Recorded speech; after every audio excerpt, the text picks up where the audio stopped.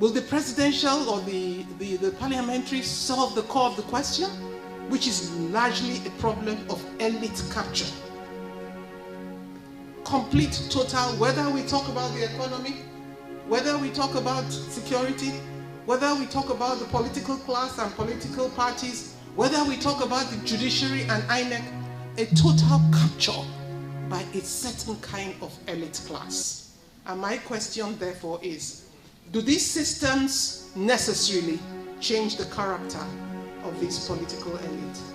So I am asking that we all get inspired by what the women are saying. We've been excluded for so long, so we understand what it is like to be excluded.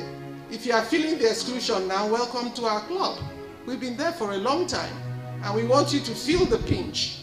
But the real story behind all of this, and it's something I have started preoccupying myself with